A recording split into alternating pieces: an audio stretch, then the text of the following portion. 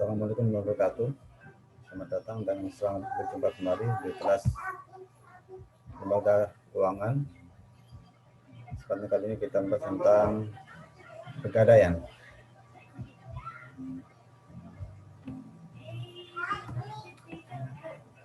Kita mulai dari pengertian usaha gadai. Usaha gadai adalah kegiatan menjaminkan barang-barang berharga pada pihak tertentu guna memperoleh sejumlah uang dan barang yang dijaminkan akan ditebus kembali sesuai dengan perjanjian antara nasabah dengan lembaga gadai. Adapun ciri-ciri usaha gadai, yang pertama adalah terdapat barang-barang berharga yang digadaikan. Yang kedua, nilai jumlah pinjaman tergantung dari barang yang digadaikan. Dan yang ketiga, barang yang digadaikan dapat ditebus kembali. Asal mula pegadaian. Usaha pegadaian di Indonesia dimulai pada zaman penjajahan Belanda atau VOC, di mana pada saat itu tugas pegadaian adalah membantu masyarakat untuk meminjam uang dengan jaminan gadai. Berdasarkan peraturan pemerintah nomor 10 tahun 1990, perusahaan jawatan dan perjan pegadaian berubah menjadi perusahaan umum atau perum pegadaian. Keuntungan dari usaha gadai diantaranya adalah meminjam uang ke perum pegadaian, prosedurnya mudah dan cepat. Yang kedua, biaya yang dibebankan lebih ringan jika dibandingkan dengan rentenir atau tukang ijon. Yang ketiga, barang jaminan cukup sederhana, misalnya dengan jam tangan. Kemudian yang keempat, sanksi yang diberikan apabila tidak dapat melunasi nomor itu relatif ringan. Keuntungan lainnya jika dibandingkan dengan lembaga keuangan lain adalah satu, waktu yang relatif singkat untuk memperoleh uang. Yang kedua, persyaratan yang sangat sederhana. Dan yang ketiga, pihak pegadaian tidak mempermasalahkan uang tersebut digunakan untuk apa saja. Besarnya jumlah pinjaman. Dan menentukan besarnya jumlah pinjaman, maka barang-barang jaminan perlu ditaksir terlebih dahulu.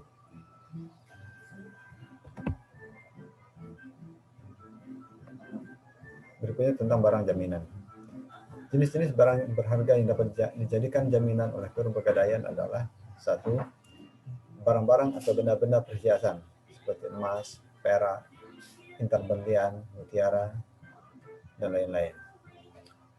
Yang kedua adalah barang-barang berupa kendaraan seperti mobil, motor, sepeda, dan lain-lain. Yang ketiga, barang-barang elektronik seperti televisi, radio, komputer, kulkas. Yang keempat, mesin-mesin seperti mesin jahit, mesin kapal motor, dan lain-lain. Dan kelima, barang-barang keperluan rumah tangga seperti barang tekstil, barang-barang pecah belah, dan lain-lain. Adapun barang-barang yang tidak dapat digadaikan, diantaranya adalah satu, binatang ternak. Yang kedua, hasil bumi. Yang ketiga, barang dagangan dalam jumlah yang besar. Yang keempat, barang yang cepat rusak, cepat busuk atau susut. Yang kelima, kendaraan yang sangat besar. Yang keenam, barang yang mudah terbakar. Yang ketujuh, senjata api, amunisi, mesiu. Yang kedelapan, barang milik pemerintah. Dan yang sembilan adalah barang ilegal. Selain tentang prosedur pinjaman, secara besar proses atau prosedur peminjaman uang di perum pegadaian adalah sebagai berikut. Yang pertama, nasabah datang langsung ke bagian informasi perum pegadaian. Selanjutnya, bagi nasabah yang sudah jelas dan mengetahui prosedurnya dapat langsung membawa barang jaminan ke bagian penaksir untuk ditaksir nilai jaminan yang diberikan. Tahap yang ketiga, bagian penaksir akan menaksir nilai jaminan yang diberikan. Tahap yang keempat, setelah ditaksir, langkah selanjutnya adalah menentukan jumlah pinjaman beserta sewa modal atau bunga yang dikenakan. Dan tahap yang kelima adalah jika calon peminjam setuju, maka barang jaminan ditahan untuk disimpan dan nasabah memperoleh pinjaman berikut surat bukti gadai. Untuk proses pembayaran kembali pinjaman, baik yang sudah jatuh tempo maupun yang belum, dapat dilakukan sebagai berikut. Yang pertama, pembayaran kembali pinjaman berikut sewa modal dapat langsung dilakukan di kasir yang menunjukkan surat pegadaian. Yang kedua, pihak pegadaian menyerahkan barang jaminan dan pembayarannya sudah lunas dan diserahkan langsung ke nasabah untuk diperiksa kebenarannya. Kemudian yang ketiga, pada prinsipnya pembayaran kembali pinjaman dan sewa modal dapat dilakukan sebelum jatuh waktu pinjaman jatuh tempo. Yang keempat, bagi nasabah yang tidak dapat membayar pinjamannya, maka barang jaminannya akan dilelang secara resmi ke masyarakat.